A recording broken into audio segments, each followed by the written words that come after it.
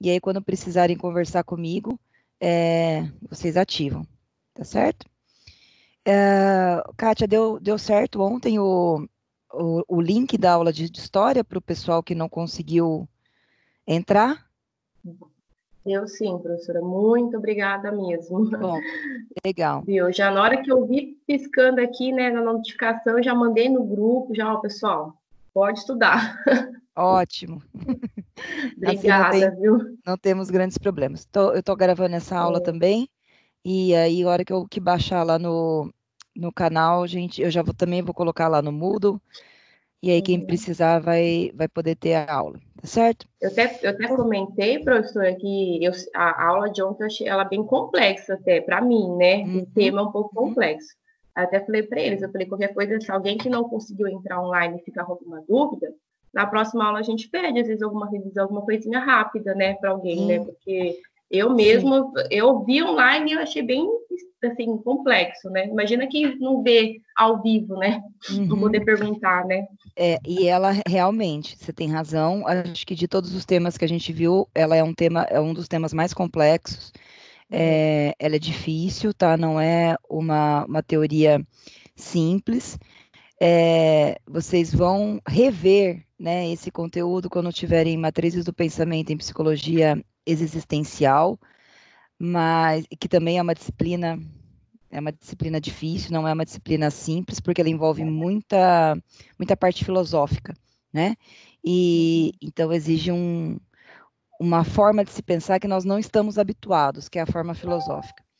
Mas se o pessoal realmente tiver mais dúvidas ou não conseguir compreender, precisar de algum auxílio, podem me mandar no e-mail, tá bom? A gente pode voltar a conversar sobre isso, tá certo? Vamos então dar início aí na aula de hoje.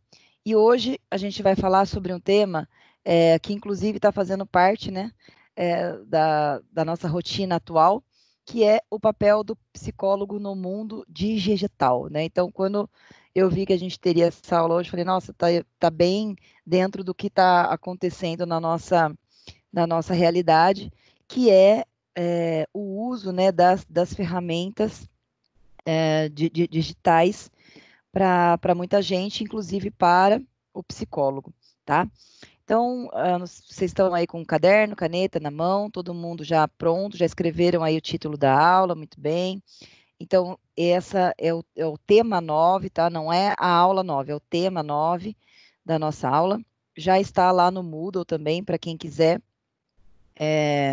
baixar esse arquivo, já está disponível lá no Moodle, ok? Então, vamos dar início. Quem vai ler? Nossa, hoje a gente está com um pouquinho aluno? 4 alunos só? Acho que o povo... Opa, chegou a Cláudia, peraí.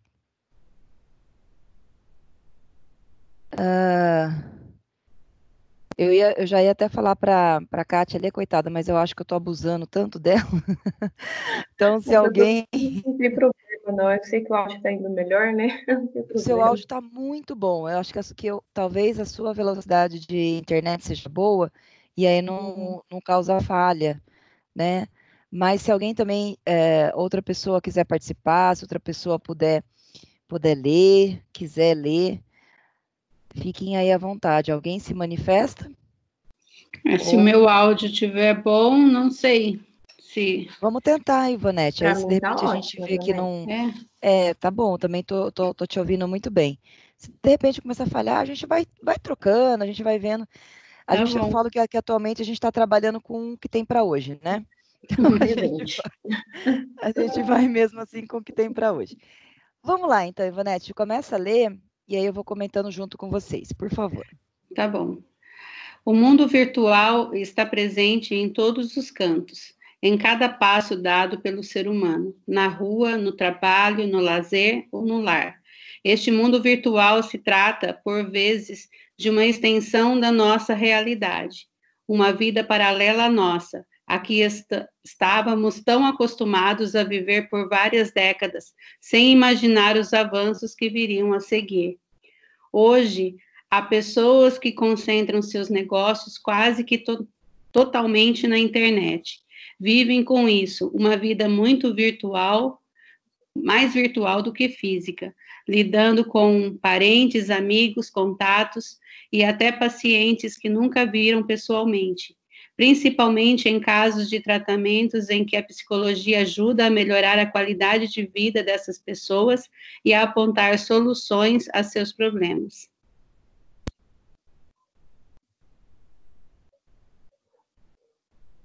Oi?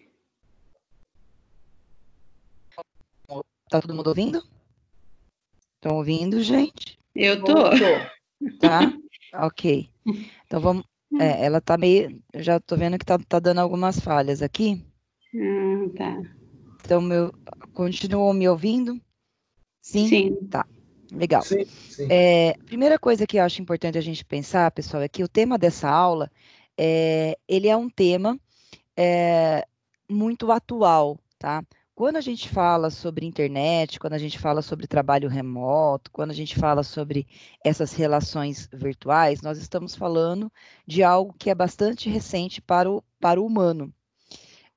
Quem aqui tiver mais que 30 anos, mais que 35 anos, né? Com certeza vocês vão se lembrar de quando começou tudo isso, né? Vocês talvez eram crianças, jovens, então vocês se lembram, eu me lembro claramente de quando a internet começou, me lembro muito claramente disso, e o quanto que aos poucos isso foi realmente mudando toda a nossa forma de ver o mundo do trabalho, as relações humanas, a maneira que a gente se comunica. E o que a gente precisa começar a prestar atenção é que não é apenas mudanças, né? É a velocidade em que essas mudanças acontecem. E essa velocidade que a tecnologia nos traz, ela não acompanha o nosso tempo, o tempo humano, tá? Ela não acompanha o tempo que nós precisamos para nos adaptarmos às coisas. Então, nós, enquanto psicólogos, a gente precisa fazer algumas reflexões, porque vejam, o trabalho do psicólogo, pessoal, ele não se resume apenas ao trabalho clínico, ou ao trabalho dentro da empresa, ou ao trabalho dentro da escola. Nós, enquanto psicólogos, nós somos os profissionais que precisamos pensar fora do contexto comum, tá? Então, o psicólogo é aquele que vai trazer uma reflexão, que vai trazer uma análise sobre as situações em que a sociedade passa, tá? Mas é uma reflexão em termos emocionais, em termos comportamentais, ok? Então, essa reflexão de esse tempo que nós temos, que é um tempo que acontece dentro do mundo virtual, ele acompanha o nosso tempo, ele acompanha o tempo humano, ele acompanha o tempo das nossas necessidades de nos adaptarmos, entende? Então, tudo isso a gente precisa fazer uma reflexão. Hoje, uma das queixas, né, que eu mais recebo no meu consultório são pessoas trazendo problemas de ansiedade e pânico, né? Quando a gente fala sobre ansiedade e pânico, a gente não pode descartar a questão do tempo e a velocidade. Então, as pessoas hoje, elas ganham para trabalhar 40 horas semanais, mas trabalham 60, 80 horas semanais, né? Então, o tempo dessas pessoas mudou, a rotina dessas pessoas mudou. Qual é o tempo que você tem para se alimentar? Qual é o tempo que você tem para se relacionar com outras pessoas de maneira real, né? E não de uma maneira virtual. As formas de comunicação mudaram. Então, hoje as pessoas elas não se comunicam mais ou pelo menos não se comunicam como antes, né, com a voz, né? Antigamente você ligava para uma pessoa quando você precisava se comunicar com ela. Hoje você manda mensagens. Então, a maioria, hoje você manda um e-mail, a maioria das coisas, elas acontecem de forma virtual, tá? E o virtual, ele não é uma relação humana, né? O virtual é uma relação, como o próprio nome diz, virtual. Então, ela não é real, ela acontece na rede, tá certo? Então, essa é uma primeira reflexão que eu queria fazer com vocês. Então, o humano, né? Então, como se dá aí o processo de relações humanas, como tem acontecido essa velocidade de mudanças na forma que nós humanos nos relacionamos, e qual é a influência do mundo virtual, do mundo digital nisso. Esse é um primeiro ponto. O segundo ponto que a gente precisa pensar é que o mundo não caminha para trás, o mundo só caminha para frente, tá? Então, a gente também tem que tomar alguns cuidados para a gente não ficar igual algumas pessoas, que eu acho que vocês já devem ter visto também, porque na minha época, né? Porque antigamente, porque em tal época era melhor. Não, eu acho que esse tipo de lamento, né, não resolve muitas coisas, justamente porque o mundo ele só caminha para frente, o mundo não caminha para trás. E a gente vai precisar se adaptar cada vez mais a essas relações virtuais. Porém, a gente precisa tomar um certo cuidado para não se perder dentro delas, tá? Essas mudanças, pessoal, em relação às formas de trabalho, também vão aparecer no contexto profissional do psicólogo. Hoje, eu acredito que vocês já sabem, o nosso conselho de classe permite que a gente faça atendimentos online, tá? Mas isso não foi sempre assim. Houveram muitas discussões, muitos debates, gente a favor, gente contra, tá? Para que se pudesse chegar no ponto em que nós chegamos hoje, que de haver uma permissão oficial aí do CFP, para que a gente possa realizar os atendimentos online. Para vocês terem uma ideia, eu estou formada não me lembro, nossa, eu já até me perdi, mas eu me formei em 2003, né? Então, na época em que eu me formei, já a gente não podia fazer atendimentos online, e era assim, a discussão que se tinha, né, naquela época, era o absurdo de algumas pessoas que o paciente ligava, né, e o psicólogo conversava com o paciente pelo telefone. Então, já se tinha, era todo um auê por conta disso. E imagina realizar uma sessão, né, de maneira remota ou de maneira virtual. Isso foi mudando, tá? Então, nós tivemos algumas mudanças. Depois de muita reflexão, depois de muito debate, nós tivemos algumas mudanças em 2012 e depois nós tivemos mais uma mudança em 2018, tá? Para se falar sobre como poderia ser o trabalho aí virtual do psicólogo, e é sobre isso que nós vamos falar na aula de hoje. Tudo bem? O meu áudio foi até o fim, não teve falha, nada, tranquilo? Ótimo. Tranquilo. Pode continuar, Ivonete. A psicologia tem uma relação interessante com a tecnologia.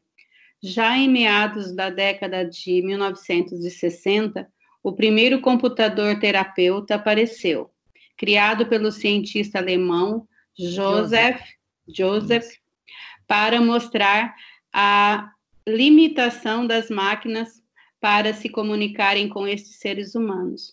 O aparelho, apelidado de ELISA, foi ensinado a responder semelhante a uma técnica popularizada pelo psicólogo americano Carl Rogers.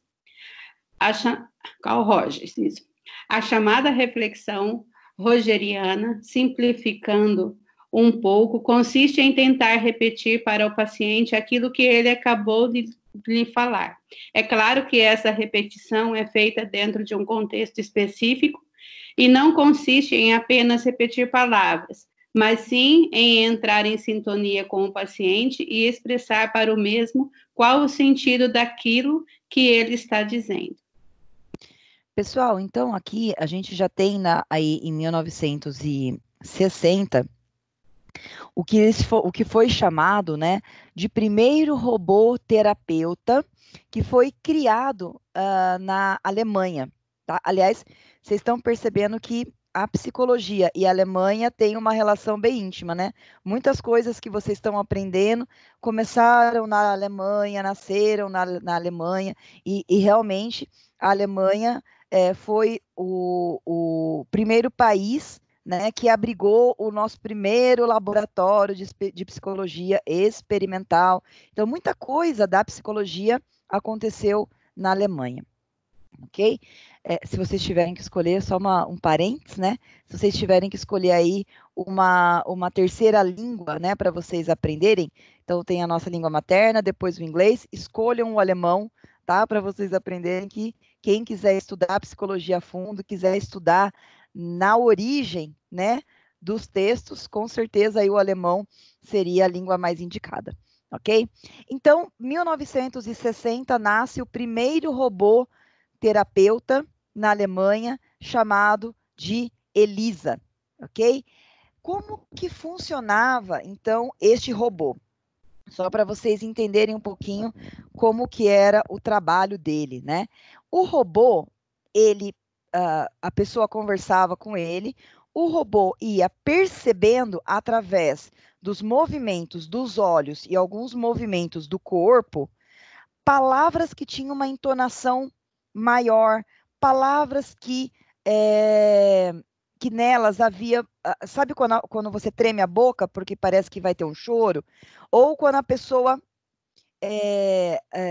parava um tempo, pensava e depois repetia, todos esses comandos eram passados para o robô, tá? Então o robô ele era programado para isso. E aí o que esse robô fazia? Ele fazia uma mescla dessas palavras que tinham essas intensidades, essas entonações mais fortes e repetia para a pessoa, tá? Então era como se a pessoa pudesse ouvir a si mesma naquilo que aparecia como uma entonação mais forte. Essa técnica, pessoal, vejam bem, porque eu quero que vocês entendam para não haver confusão. Essa técnica, ela é semelhante, não é igual, tá? Ela é semelhante a uma técnica utilizada pelo psicólogo americano Carl Rogers, que vocês também vão estudar sobre Carl Rogers e ACP. Essa técnica, ela tem um nome, ela chama espelhamento, ok? Só que, claro, que quando essa técnica ela é utilizada de um humano para o outro humano, ela acontece de uma maneira muito mais fluida, tá? E não de uma maneira engessada como acontecia com o robô. Veja que não é simplesmente você repetir o que a pessoa disse. É você compreender o que a pessoa disse, você tentar captar os significados atribuídos àquela experiência relatada pela pessoa, junto de uma atitude de empatia com o paciente, você transmite para ele aquilo que você percebeu, aquilo que você sentiu do relato dele. Então, vejam que não é uma simples repetição de palavras, tá? Mas é uma técnica muito mais complexa do que isso. Então, isso feito por um humano já é difícil, mas é possível. Mas imaginem como é isso feito por um robô. Tá? Então, é assim, eu dizia que eu pensei que isso era muito mais um experimento, né, do que uma técnica em si, do que uma proposta, né, de trabalho em si. Tudo bem? Fica claro para vocês essa parte? Vamos continuar.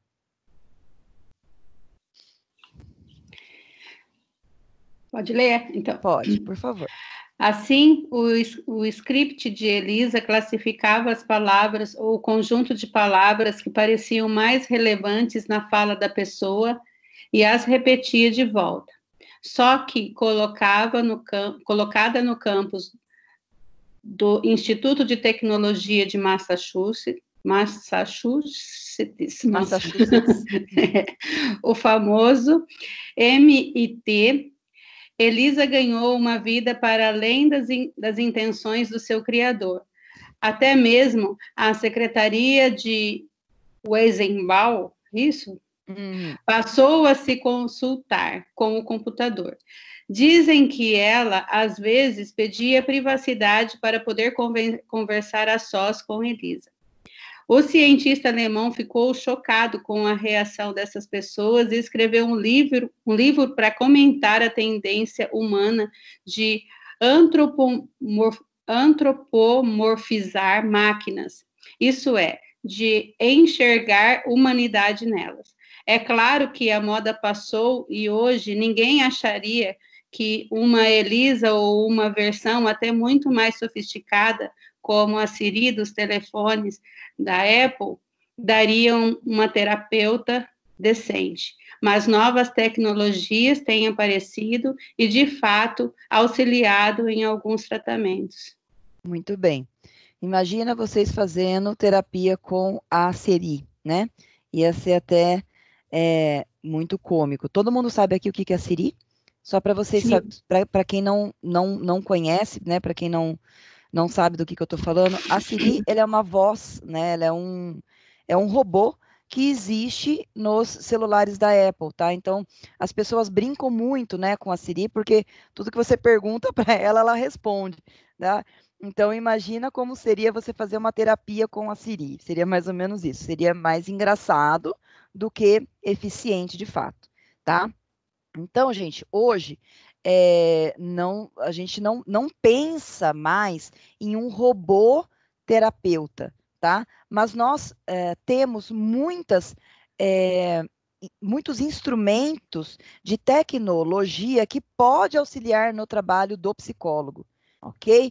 Então, conhecer esses recursos também faz parte do processo de formação. Tá? Também é importante que vocês conheçam que recursos são esses para poder utilizar e atender o paciente da melhor forma possível, tá bom?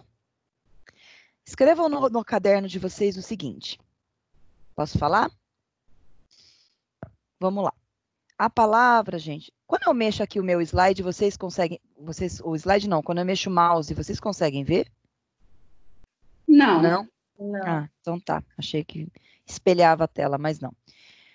Escrevam aí no caderno de vocês a palavra antropomorfizar. Antropomorfizar.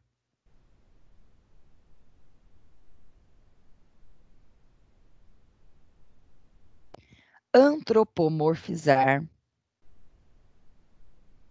significa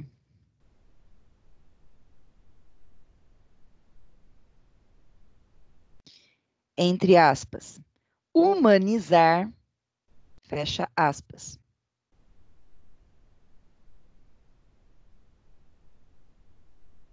Humanizar objetos ou coisas.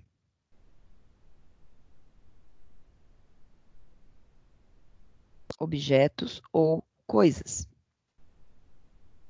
Ponto. É muito comum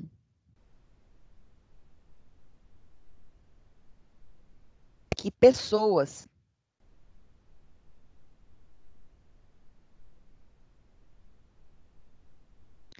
atribuam uma humanização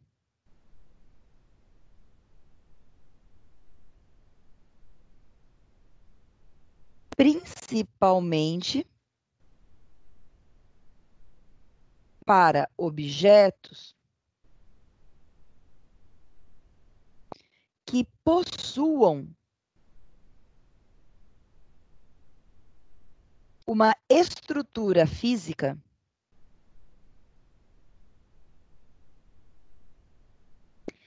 semelhante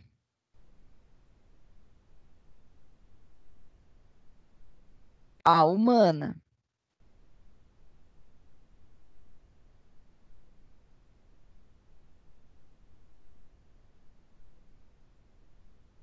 Ponto.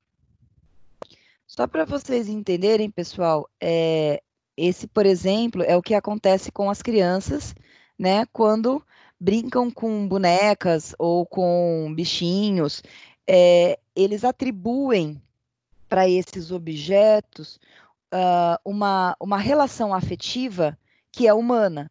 Quanto mais parecido em termos de estrutura física com o humano for este objeto, mais facilmente esse processo acontece. Tudo bem? Eu tô aqui lembrando, não sei se vocês se lembram. Vocês se lembram de um filme que a mãe perde o filho e aí ela compra um robô? Vocês se lembram de como que era o nome desse filme, gente? Ela compra um robô e ela...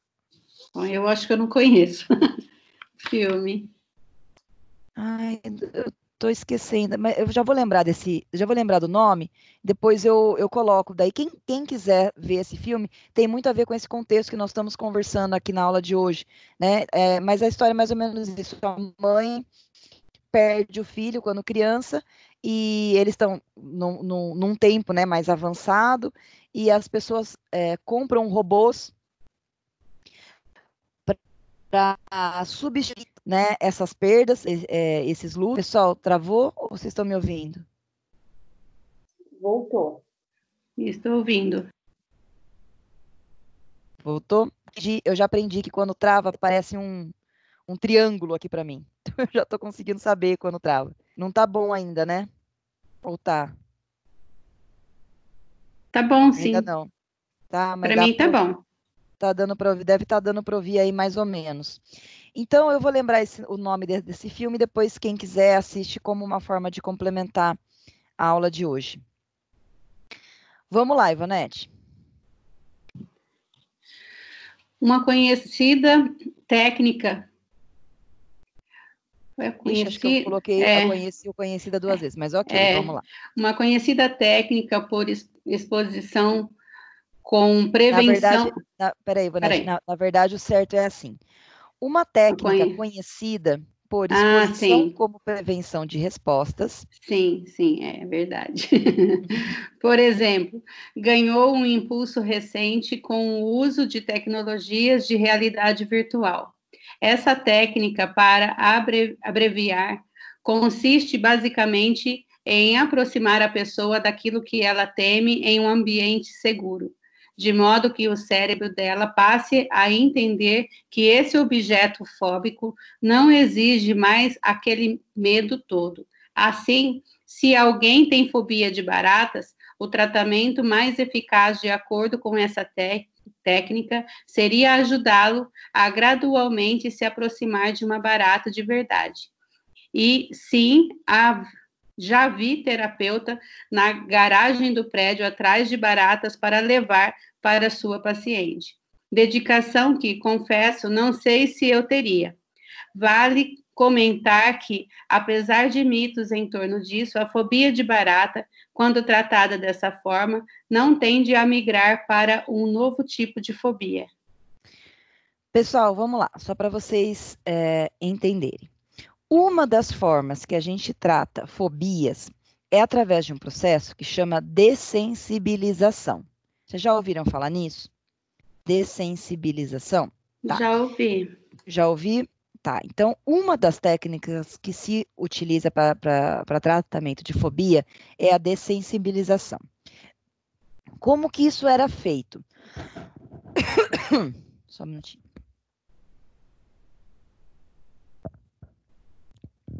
Como que isso era feito?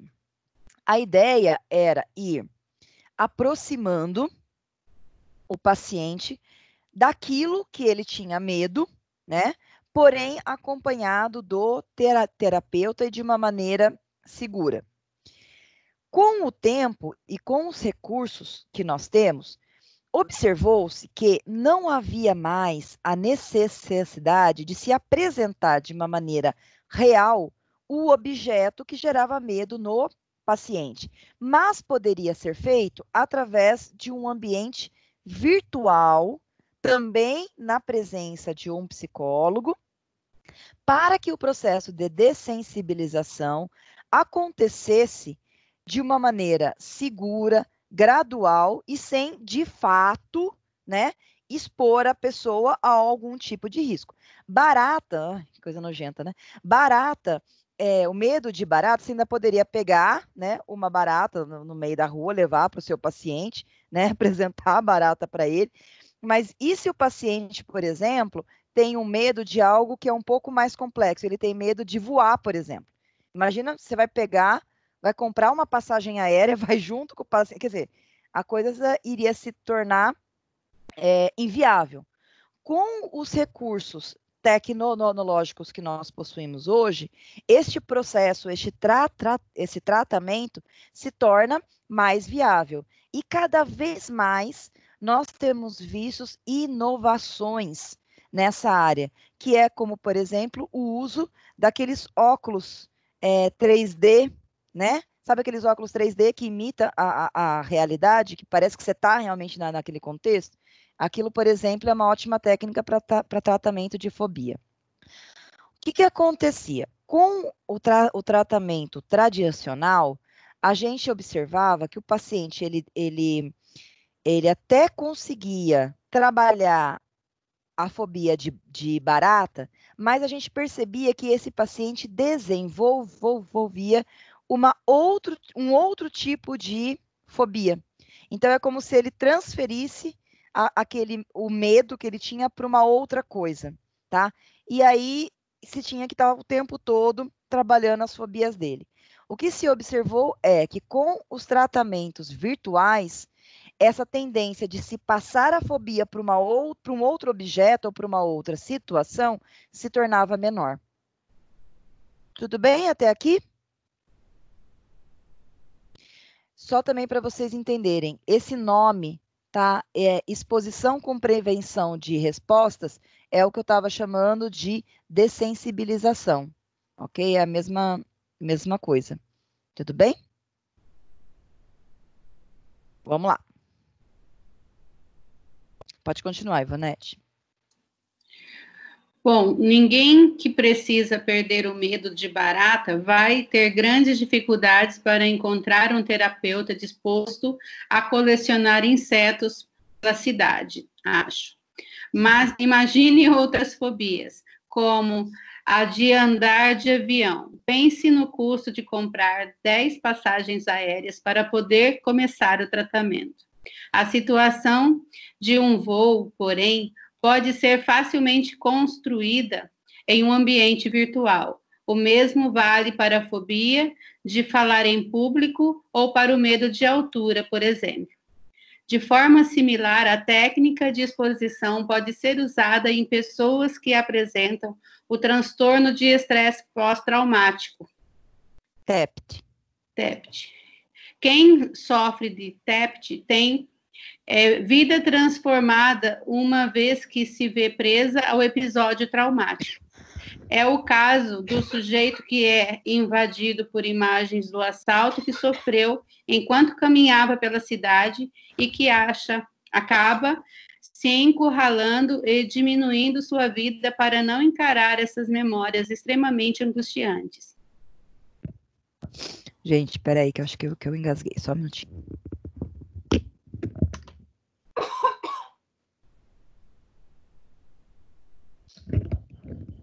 Gente, me dá um minuto que eu vou lá buscar água, tá? Só um minutinho.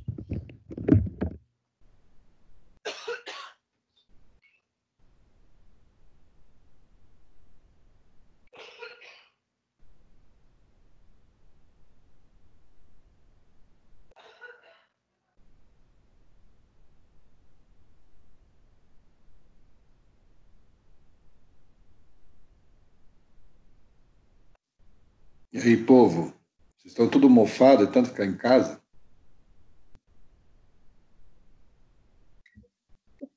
Um pouco. Eu não posso falar porque eu tenho ido trabalhar com meu marido. Então.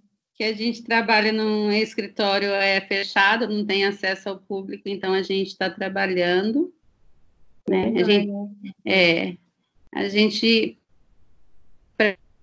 para empresas e embora tanta crise, tem empresas que ainda está trabalhando com metade do pessoal, algumas, e aí a gente tem que dar suporte. E isso tem sido bom, porque pelo menos não fica trancado dentro de casa. Com certeza. Nossa, eu vou te falar para vocês uma coisa, estou ficando preocupado que eu vou ter que ir para a faculdade rolando, não vai dar para ir andando. Eu acho que isso é todo mundo, viu? Todo mundo tem que ir a pé para a faculdade, a Nossa. pé. Esse é o Pô, problema. eu estou ferrado, porque eu já vou a pé, né? Eu não sei o que eu vou fazer. Tô dentro d'água Você já. vai ter que pegar um Negócio caminho mais longo agora. de acordar mais cedo, dar umas voltas primeiro. Dar Porque uma olha, volta na faculdade ali. olha, que coisa terrível. Mas É, é engraçado. Oi? Eu mesmo tenho trabalhado todos os dias, né? Então, para mim não tem sido tão dificultoso, mas tem certas coisas que estão me fazendo falta, sabe? Ver sim. gente, muita gente. Gente, É, vocês estão me ouvindo bem? Corta um pouco às vezes. Então, você sabe o que eu estava achando, Edmilson? Gente, me desculpa, gasguei muito. Nossa, melhorou? Agora sim, o tempo seco, a gente fica. E eu uso muita voz. A minha garganta tá pedindo arrego, coitada. Bom, mas podemos. Acho que eu cortei alguém. Tinha alguém falando? a gente estava conversando.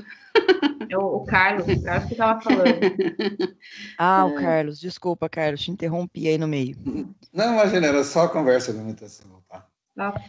Então tá bom, vamos lá para a gente tentar entender um pouquinho sobre, então, essa questão aí dos tratamentos que nós temos, recursos virtuais, né, que a gente pode disponibilizar para facilitar o trabalho do nosso paciente.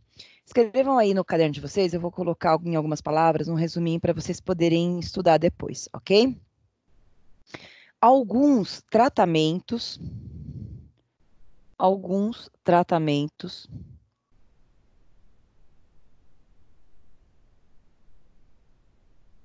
principalmente aqueles relacionados à fobia,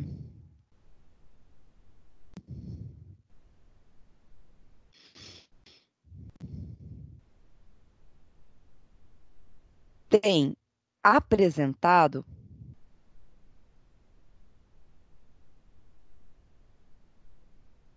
bons resultados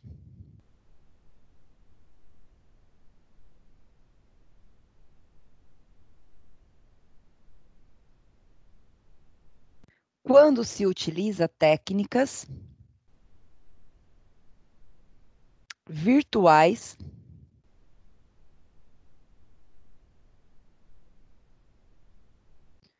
para seu tratamento.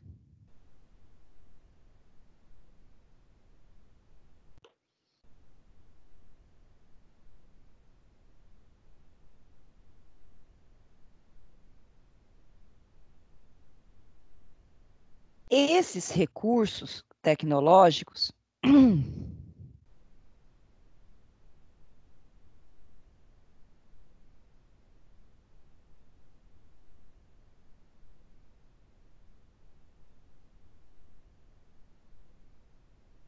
costumam mais seguros e possuem,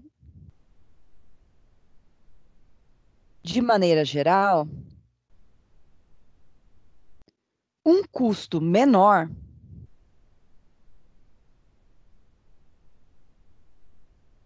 do que os tratamentos tradicionais.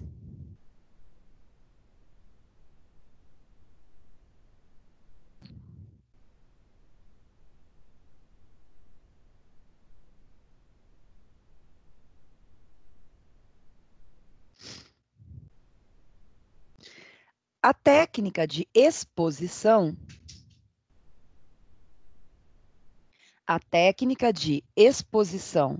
virtual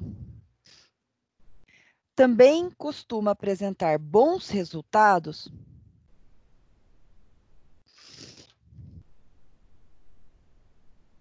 em pacientes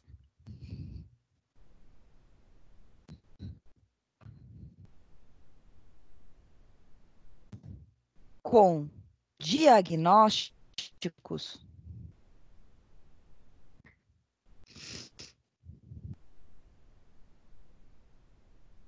de transtorno de estresse pós-traumático.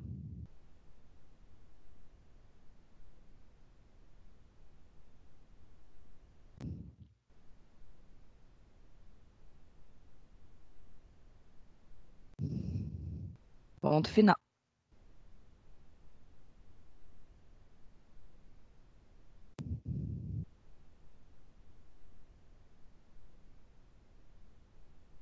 Podemos continuar? Psicologia dos jogos. Vamos lá, Ivonete. Imagine que existam joguinhos e outros aplicativos que auxiliam no tratamento cognitivos para ansiedade. Tais tratamentos baseiam-se na necessidade de ajudar o paciente a ignorar uma ameaça, tal qual um rosto zangado, por exemplo, fazendo-o se concentrar em um rosto risonho e feliz. Os resultados desse trabalho desenvolvido e publicado na revista Clinical Psychology. Psychology. Tá bom, já tá bom. Science. Psychology. Há 2 anos, já mostravam que os pacientes que jogaram por pelo menos 25 minutos esses jogos estiveram menos apreensivos e se tornaram mais confiantes, relatando, inclusive, que se sentiam menos ansiosos ou preocupados do que antes. Muito bem. Escrevam no caderno. Alguns jogos ou aplicativos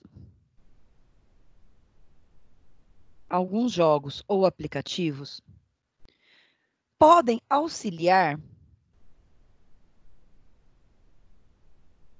no tratamento da ansiedade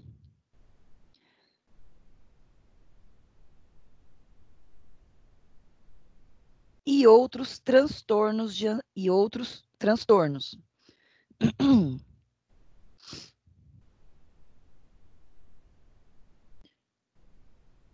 vírgula. Porém,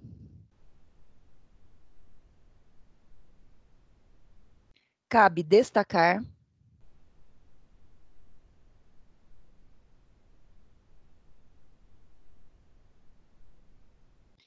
que, de forma alguma,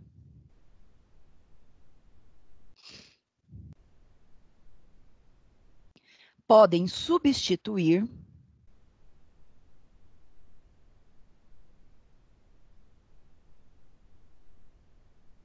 o trabalho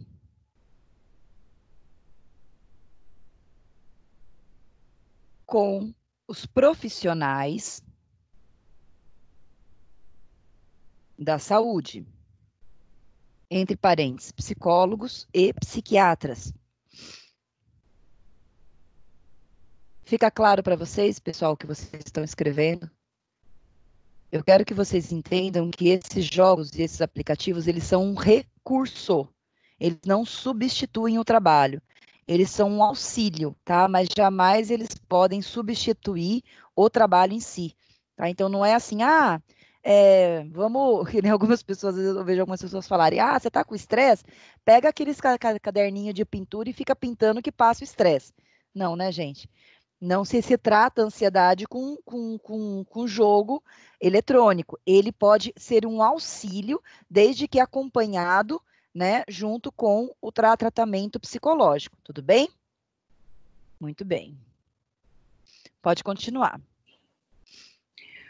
O processo que utiliza a psicologia aliada aos jogos chama-se Attention Bias Modification Training. Isso. Ou treinamento de modificação da atenção, e atualmente já é tido como um dos tratamentos mais eficazes para a redução da ansiedade.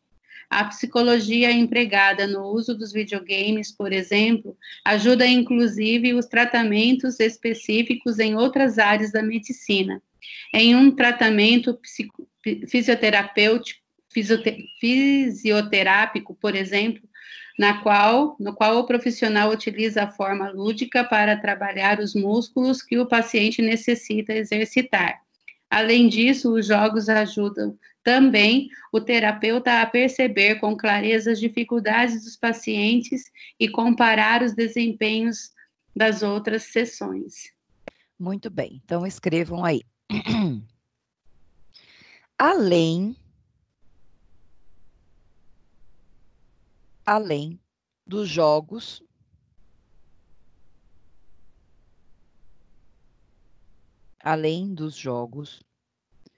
a psicologia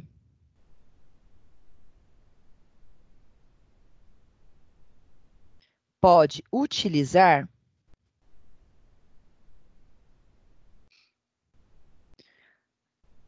outros recursos para auxiliar no tratamento dos pacientes.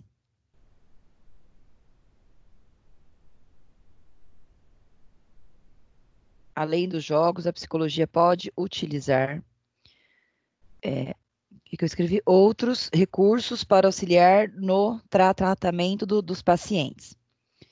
Tais recursos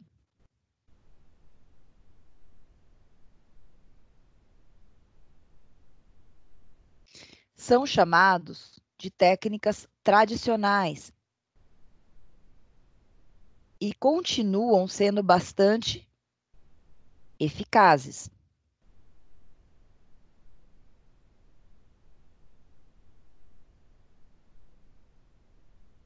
Porém,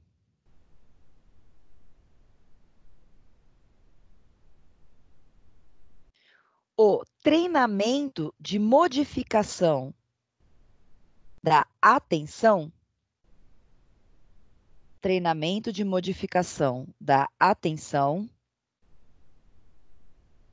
entre parênteses, processo que utiliza a psicologia aliada aos jogos,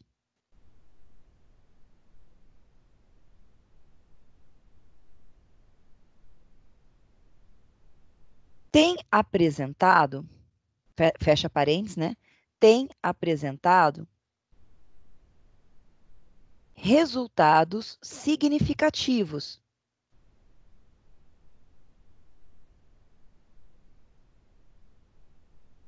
no tratamento de redução da ansiedade.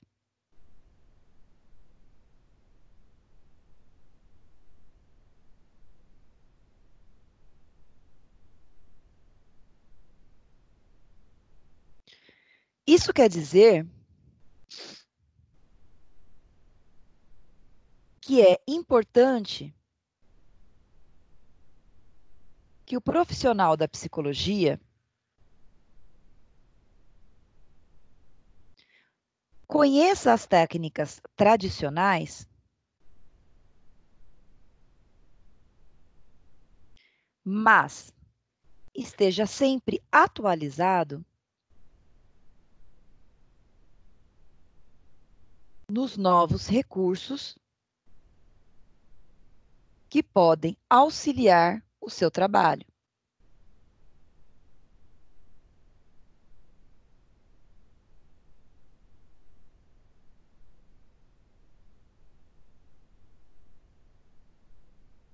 Ponto.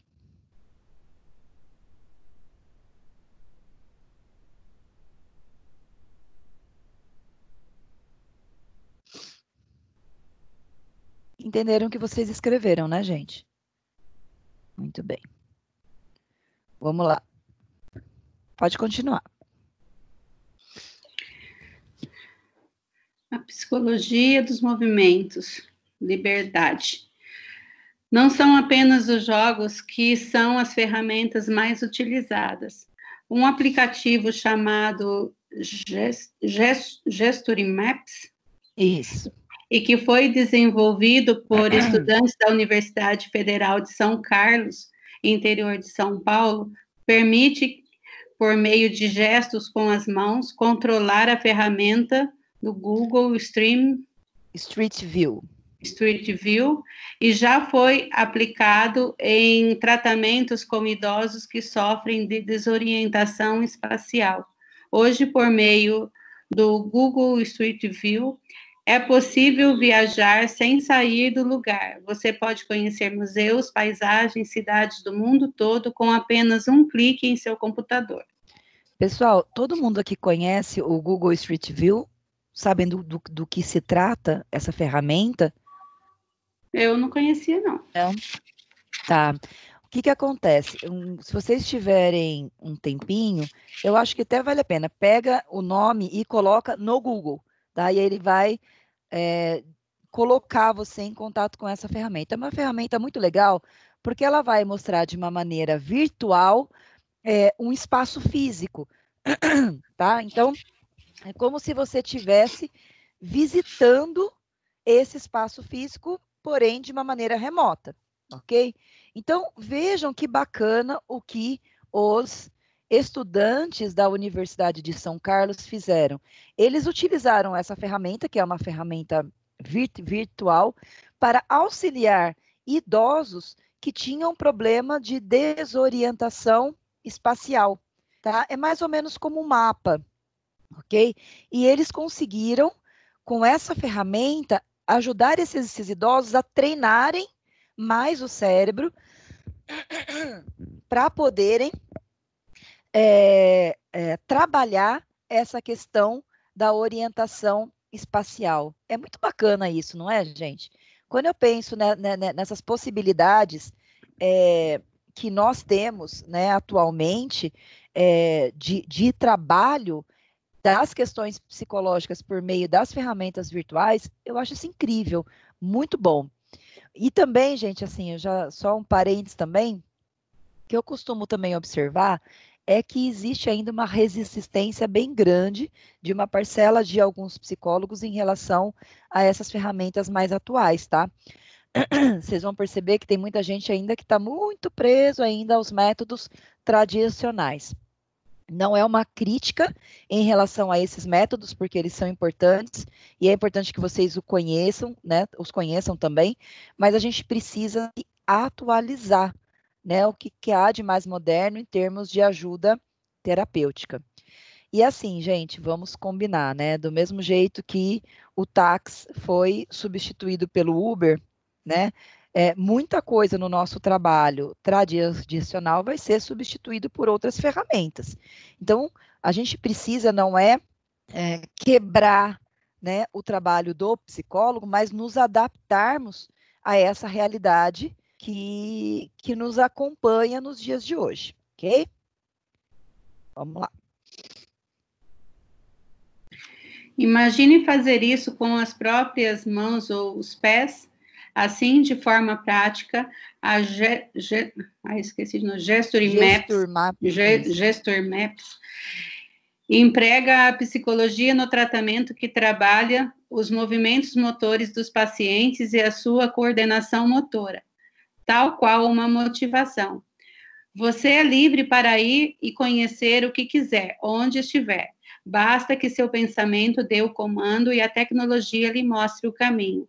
Outro recurso empregado em diversos tratamentos é o Gen Virtual. É o Gen Virtual. Gen Virtual, um software destinado aos tratamentos de portadores de paralisia cerebral e de distrofia muscular, trabalhando com a realidade aumentada em tratamentos como a musicoterapia. Exatamente. Então, pessoal, vejam, tudo isso, tá? São alguns nomes que eu coloquei aqui para que vocês também fiquem mais curiosos, né? Para poder pegar esse nome, colocar no Google, verificar que ferramenta é essa, que empresa é essa, como que funciona, tudo isso. O que eu estou colocando aqui são alguns pontos para despertar a curiosidade de vocês e que para vocês terem uma ideia da quantidade de recursos que nós já possuímos. Então, vocês imaginam como é bacana você poder trabalhar com pessoas que têm paralisia cerebral ou distrofia muscular através de uma realidade virtual, né, em que a pessoa tem todas as sensações, todas as emoções, como se ela estivesse realmente vivendo aquilo, né? Então, esses recursos são muito bacanas e a gente precisa conhecer. Então, a minha ideia aqui não é que a gente vá a fundo em cada programa desse, que senão a gente precisaria de um semestre inteiro para ver cada um deles, mas que isso possa despertar a curiosidade de vocês para que vocês pesquisem esses nomes e encontrem mais informações. Tá bom? Pode continuar. Como saber se o atendimento no consultório está realmente ajudando os pacientes? Existe uma outra tecnologia que alia a psicologia à gestão dos negócios. Esse recurso atende pelo nome de e-medicina. Isso. Trata-se de um software que combina diversas ferramentas de gestão para clínicas e consultórios, gestão financeira, agenda, prontuário médico, dentre outras opções que estão interligadas e ajudam o profissional a desempenhar seu trabalho, dando a máxima atenção a cada paciente atendido. Imaginem um consultório de psicologia que o psicólogo tenha o total controle de seus pacientes, controle que seus pacientes sofrem, de como tratá-los e em quais dias da semana cada caso deve ser observado. Imagine ter o relatório completo de cada atendimento, com gráficos e notas que mostram a evolução dos processos, saber se ainda há necessidade de estender ou não os tratamentos e aplicá-los de forma que não pesem sobre os ombros dos pacientes? Não seria ótimo, pessoal, a gente ter tudo isso organizado, controlado, né? Poder ter tudo isso à mão. Isso, eu vou falar, né? Parece aqueles comerciais. Isso já existe por apenas um pequeno investimento, né? Que você vai fazer comprando, adquirindo esse software. Mas é mais ou menos isso, ok?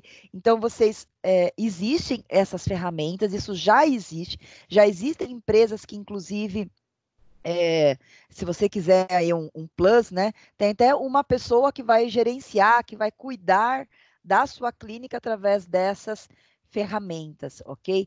Então, para quem aí sonha alto, né, em ter uma grande clínica com um monte de gente trabalhando junto com você, tal, pensem que já existe aí uma secretária, né, virtual que pode auxiliar no gerenciamento da sua clínica.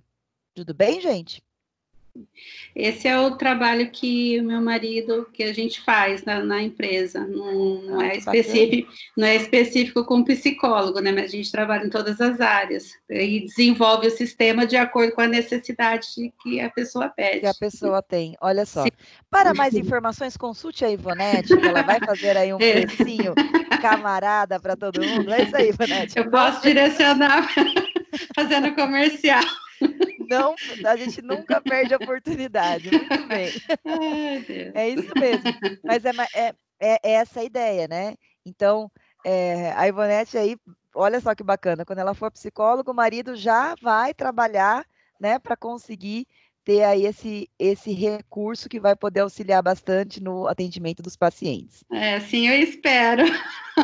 Quando tiver aquela fila de espera, né, Ivonete? Um monte de gente, é isso mesmo. Porque esse sempre a prioridade dos da casa é mais para os outros do que para os da casa, né? Então, casa de ferreiro, espeta de pau, como diz. Isso, é bem isso mesmo. Vamos lá, agora vamos falar sobre a famosa, né, terapia online. Quais são os seus benefícios e quais cuidados a gente tem que ter com esta nova tendência? Pode ler.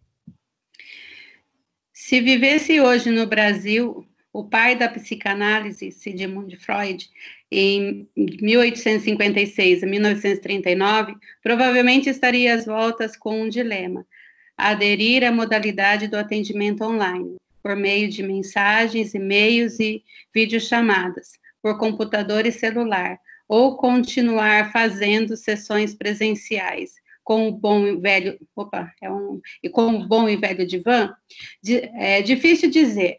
O que se sabe é que, desde o dia 14 de novembro de 2018, os 323,7 mil profissionais cadastrados no site do Conselho Federal de Psicologia foram autorizados a usar plataformas virtuais, como Skype, WhatsApp e Hangouts, para atender seus pacientes, e sem restrição de assunto ou limite de tempo e sessões. Lembra que eu falei, pessoal, que nós tivemos 2 fases, né? A primeira fase foi em 2012, tá? Se eu não estou enganada. Mas a primeira fase foi em 2012, em que se começou a abrir a possibilidade para que os profissionais de psicologia pudessem atender os seus pacientes de maneira remota, porém, tinha uma série de restrições, muitas, tá? Então, tinha todo um controle sobre isso. Depois, teve uma atualização dessas normas em novembro de 2018. Vejam que é super recente, né? Isso aqui. Então, desde 2018 foi flexibilizado que os psicólogos poderiam atender por esses recursos, né? Skype, WhatsApp, Hangouts, e não iria ter um limite restrito de sessões como tinha em 2012. Ok? E nenhum tempo, né? Porque antes era um tempo curto. Então, como eles falavam que não era para se fazer psicoterapia, mas sim orientações, então eles falavam que tinha que ser num tempo mais restrito. Em 2018, tudo isso foi aberto, se foi conversado, e hoje o que a gente pode fazer realmente é psicoterapia. Ok? E não tem um tempo limite para isso. Vamos continuar vendo sobre isso. Falei certo ano, 2012 mesmo. Vamos lá, pode continuar lendo. A resolução anterior de 2012 liberava apenas orientações e não consultas ou atendimentos para valer. Mais do que vantagens, vejo facilidades com essa medida. Quando estiver doente, viajando ou morando em um lugar distante e com carência de profissionais, o usuário poderá recorrer ao atendimento online, explica a psicóloga Rosane Ganzotto, do CFP. Pessoal, deixa eu comentar, eu quero compartilhar com vocês qual é a experiência que eu tenho nesse tipo de trabalho, tá? Já tem, acho que 3 anos. 3 anos.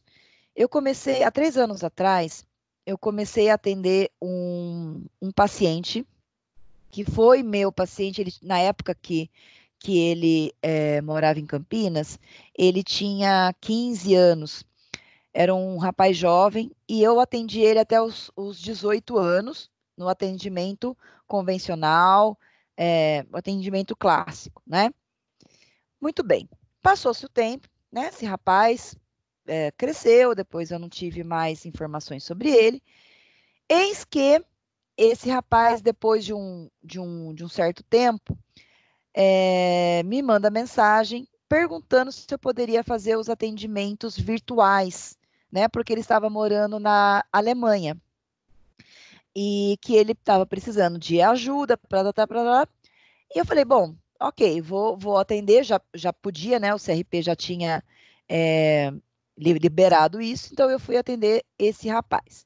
Mas fiquei tranquila, porque eu falei, bom, como eu já tive um trabalho, né, antes com ele, quando ele era mais jovem, já tive o atendimento presencial, não vi problemas de realizar aí o atendimento online com ele morando, né, do outro lado do mundo. E foi realmente um trabalho que eu fiquei atendendo ele virtualmente, acho que quase 1 ano e meio, e foi um trabalho muito, muito legal, a gente teve resultados bons. E aí, o que aconteceu? Ele começou a indicar para outros colegas brasileiros que estavam morando na Alemanha. E isso, pessoal, foi muito engraçado, porque começou a ter uma ampliação, né, grande aí de pessoas buscando ajuda psicológica online, mas aí eu me encontrei num dilema. Por quê? Porque esse primeiro rapaz, eu já tinha um acompanhamento presencial dele, então eu estaria dando uma continuidade remota. Esses outros pacientes, não, eu nem conhecia, eu conhecia apenas virtualmente. E aí eu fiz um acordo, né, todos eles com família em Campinas, fiz um acordo com eles, falei, olha, pelo menos uma vez por ano, quando vocês vierem ao Brasil visitar as famílias, a gente precisa fazer as sessões presenciais. E também avaliei, teve um caso só que eu tive que fazer uma recusa, mas eu avaliei qual seria a possibilidade de realmente fazer um acompanhamento psicológico, dependendo de qual era a queixa que a pessoa trazia, porque algumas queixas, elas exigem um acompanhamento presencial mesmo, porque é aquela situação que o paciente, às vezes, precisa ter para onde correr, sabe? Quando a pessoa entra numa crise, ela tem que ter alguém, uma presença física, um lugar, um espaço, para que ela possa recorrer numa situação mais grave. Teve apenas um caso, tá, de um rapaz que eu atendi, eu acho que eu atendi ele quase um mês, e aí eu falei para ele que não era mais possível a gente fazer esse acompanhamento, né, psicológico virtual, porque ele precisava de um lugar onde ele pudesse recorrer numa situação de crise maior. E aí pedi para que ele procurasse na Alemanha mesmo, mas, gente, vocês imaginam, né, fazer terapia numa língua que não é a sua língua materna, não é algo fácil, tá? Então, o que a maioria deles relatou era isso, que eles queriam fazer na língua materna, não porque não falassem alemão ou inglês, porque todos eles tinham tanto o alemão quanto o inglês bastante fluente, mas porque questões emocionais a gente trabalha melhor quando a gente está dentro da nossa língua materna, né? Bom, todos eles, todos eles assim, então teve esse rapaz que eu atendi 1 ano e meio, e depois mais outros 3 que eu passei a atender de maneira remota, e um que eu recusei por essas razões que eu expliquei. Todos tiveram um resultado muito bom, continuo com 2 deles, tá? Até hoje, a gente também está fazendo um trabalho bom, eles vêm para o Brasil pelo menos uma vez por ano, e a gente faz os atendimentos presenciais, e tenho tido resultados bons, tá? Então, essa só para vocês saberem como que tem sido a minha experiência prática com os atendimentos virtuais. Confesso que no início, como eu tive uma formação absolutamente diferente da formação que vocês têm hoje, né? Na época que eu estudei, que eu me formei, era uma crítica enorme que se fazia em relação a esse tipo de trabalho.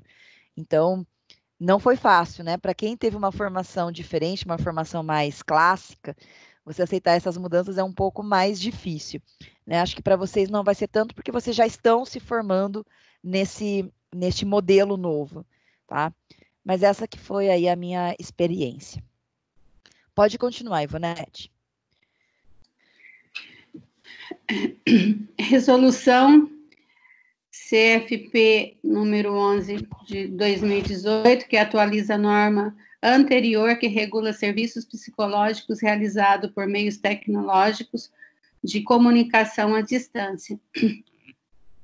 O Conselho Federal de Psicologia publicou a resolução 11 de 2018, que atualiza a resolução de 11 de 2012 sobre atendimento psicológico online e demais serviços realizados por meios tecnológicos de comunicação à distância.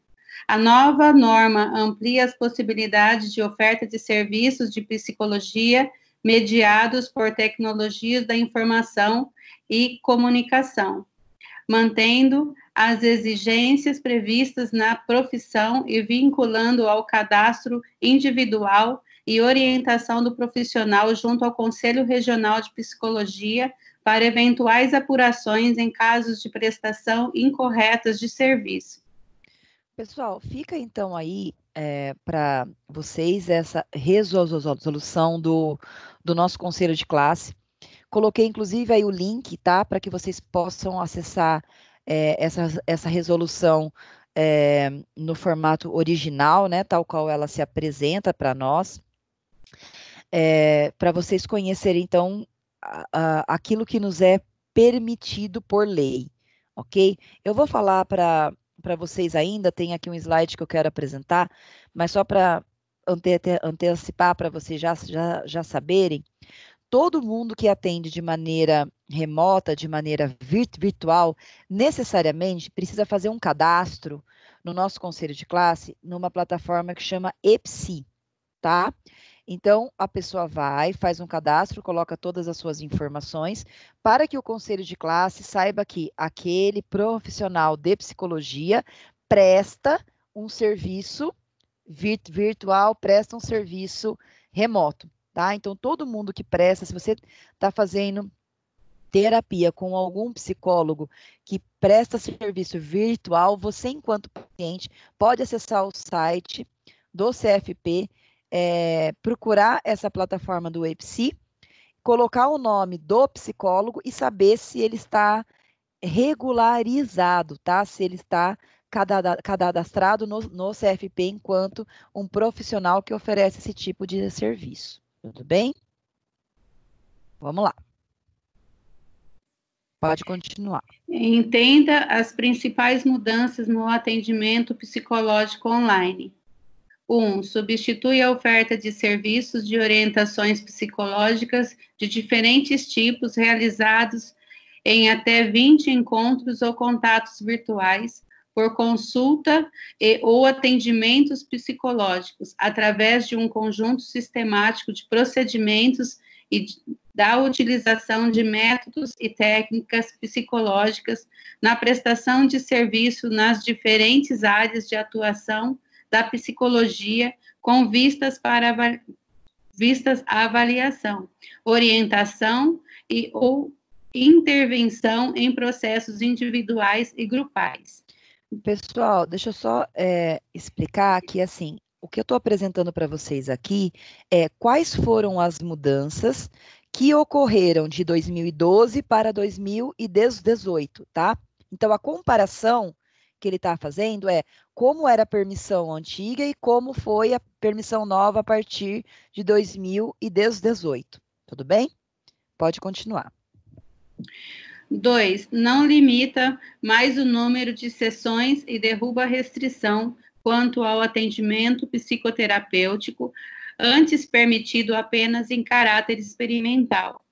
3. Substitui processos prévios de seleção de pessoal por processos de seleção de pessoal. Substitui o processo prévio de seleção de pessoal por processos de seleção de pessoal em si. Então, vejam, pessoal, que antes tinha várias barreiras, né? Tinha toda uma certa dificuldade que foi sendo quebrada aí no decreto de 2018, tá bom? Pode continuar. 4. Na utilização de instrumentos psicológicos devidamente regularizados por resolução pertinente, foi acrescentado a necessidade de que testes psicológicos devem ter parecer favorável no sistema de avaliação de instrumentos psicológicos, SATEPS, com padronização e normatização específica para tal finalidade. 5. Também ampliou as possibilidades de supervisão técnica dos serviços prestados por profissionais da psicologia, antes restrito ao processo de sua formação profissional presencial, realizada de forma eventual ou complementar, agora permitido nos mais diversos contextos de atuação. 6. Muda a exigência do cadastro de um site para a obrigatoriedade da realização de um cadastro individual prévio junto ao Conselho Regional de Psicologia e sua autorização. Pessoal, deixa eu só comentar aqui o número 6, só para vocês entenderem. Em 2012, era obrigatório que os psicólogos que atendessem virtual, eles tinham que ter um site, tá? E dentro desse site tinha lá o canal, tipo um chat, né, com vídeo, e através desse chat ele poderia realizar as orientações com o paciente. A partir de 2018, já não existe mais essa obrigatoriedade do site, mas existe a obrigatoriedade desse cadastro no EPSI que eu tinha comentado com vocês antes, ok? Então, precisa fazer esse cadastro individual, mas não precisa obrigatoriamente ter um site. Tudo bem? Pode continuar. 7. Explicita que o atendimento de crianças e adolescentes somente ocorrerá na forma da resolução com o consentimento expresso de ao menos um dos responsáveis legais e mediante avaliação de viabilidade técnica por parte da psicóloga ou do psicólogo para a realização deste tipo de serviço. Bom, isso, na verdade, né, gente, o atendimento psicológico de crianças, de menores, né, de idades, ele só acontece mediante um documento, né, expresso do responsável, pelo menos um dos responsáveis legais pela criança. A gente nunca pode atender uma criança se não há o consentimento do responsável legal por ela, ok? Quando a gente fala de atendimento virtual de crianças, a gente precisa ver aí estudar realmente quais são as técnicas que a gente vai usar e ver se essas técnicas vão dar conta do trabalho do atendimento infantil, tá bom? Em relação aos atendimentos infantis, gente, online, eu não seria a melhor pessoa para ajudar vocês a entenderem isso, porque eu não atendo criança, tá? Mas se alguém tiver aí a curiosidade de saber como que faz o atendimento infantil virtual, quem saberia falar muito bem para vocês sobre isso é o professor Marcelo Chiodi. Tá? Ele realiza trabalho com crianças e acredito que durante esse período aí de isolamento ele deve ter pensado em alguns recursos, tá? Para atender as crianças, para continuar o trabalho. Pode continuar. 8. Normatiza que o atendimento de pessoas e grupos em situação de urgência e emergência e dos grupos em situação de emergência e desastres pelos meios de tecnologia e informação previstos nessa resolução é considerado inadequado, devendo a prestação desses tipos de serviços ser executado por profissionais e equipes de forma presencial. Com exceção do momento atual que nós estamos vivendo, que obriga um isolamento social, tá, gente? Então, só para vocês entenderem, nós temos aí uma orientação do CFP que, numa situação de emergência e crise como que nós estamos vivendo atualmente, ele abriu uma exceção para esse item 8, ok? Uhum. Pode continuar. 9. Também veda o atendimento de pessoas e grupos em situação de violação de direitos ou de violência pelos meios de tecnologia e informação previstos nessa resolução, devendo a prestação desse tipo de serviço ser executado por profissionais e equipes de forma presencial. 10. Salienta que a prestação de serviços psicológicos por meio de tecnologias de informação e comunicação deverá respeitar as especialidades e adequação dos métodos e instrumentos utilizados em relação às pessoas com deficiência na forma da legislação vigente. Muito bem. Olha lá, pessoal, o EPSI que eu estava comentando com vocês, né? Que é obrigatório o cadastro. Pode ler. Para prestar serviços psicológicos online, é obrigatório o cadastro no EPSI. O EPSI lista os profissionais que estão autorizados pelo sistema Conselho de Psicologia a prestarem serviços psicológicos online.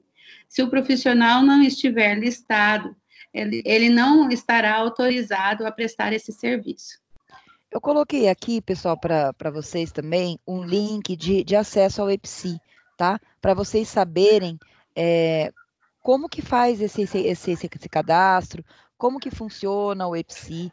Acho que para vocês que vão se formar, né, que ainda tem aí um caminho de construir a carreira de vocês, para quem gostar da área clínica, ir conhecendo essas ferramentas virtuais, elas auxiliam muito, né, gente? Porque assim, para você alugar uma sala, tem um custo, né? E nem sempre a gente se forma já com um número de pacientes alto, né? Que possa, além de gerar um lucro para nós, ainda pagar todo o investimento que a gente precisa fazer.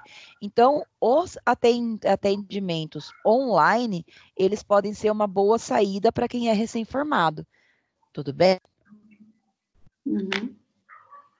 Muito bem. E aí, depois eu coloquei aqui uma atividade de pós-aula, que consta lá no Moodle também, tá? Peço para que vocês entrem aí no site do Conselho e que vocês busquem informações sobre os recursos de tecnologia que são disponibilizados para os psicólogos, tá? Então, depois vocês veem aí uma atividadezinha de pós-aula tranquila para vocês poderem fazer.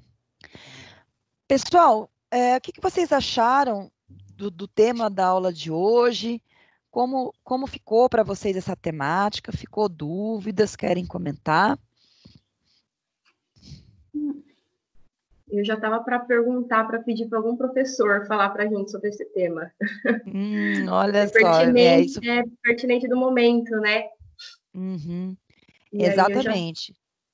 Eu estava até interessada em perguntar, assim, para você, acho que a Patrícia também faz atendimento, não sei, para falar para a gente como que está sendo esses atendimentos online agora no momento, né? Deixa eu comentar um pouquinho. Né? Eu vou comentar um pouquinho mais sobre isso, pessoal, porque realmente agora eu estou com, vamos dizer, 98%, né, dos meus pacientes eu estou atendendo online. Mas eu tenho alguns pacientes que eu ainda continuo atendendo eles de maneira presencial, porque realmente são casos bem mais específicos e que precisam, né, de um atendimento presencial. Mas, de maneira geral, tem funcionado bem. O que atrapalha nem é a questão de você atender o paciente pela tela. O que atrapalha muito é essa conexão da internet, que é o mesmo problema que eu tenho tido em relação às aulas, né? Não vejo problema de dar aula online, mas essa questão da conexão é cansativo, porque aí você tem que repetir várias vezes, né? E quando você está fazendo aula, ainda você está falando de um conteúdo teórico, ainda é menos ruim, mas com o paciente, às vezes a pessoa está numa situação mais sensível, e aí você imagina você ter que falar, então, eu não ouvi, você pode repetir, né, de novo? É uma situação muito ruim por conta disso. Mas eu acredito que, assim, essas falhas de conexão acontecem porque eu acho que a internet, o sistema está sobrecarregado, porque está todo mundo trabalhando dessa maneira, né? Está muita gente utilizando.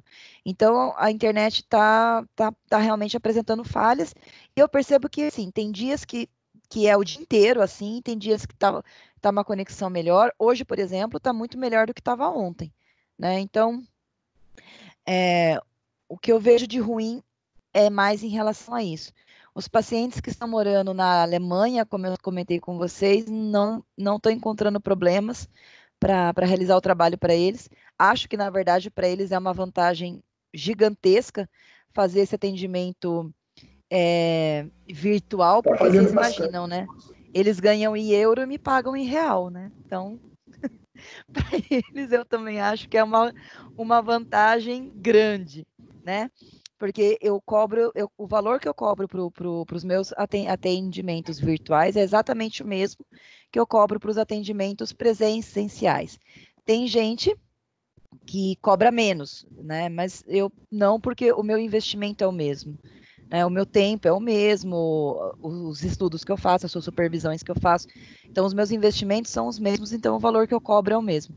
Então, para eles, vocês imaginam, né? O euro hoje é quase R$7 em comparação ao real. Então, aí para quem mora fora, né? Quem conseguir divulgar o seu trabalho fora e conseguir esses pacientes de fora, para eles é muito bom e para vocês também. Carlos, você ia comentar alguma coisa?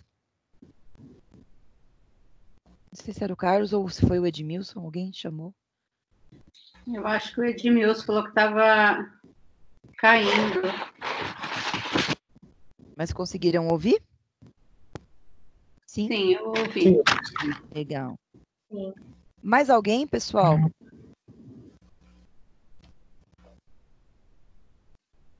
Ficou dúvidas? Acho que não, né? Esse conteúdo é um conteúdo tranquilo.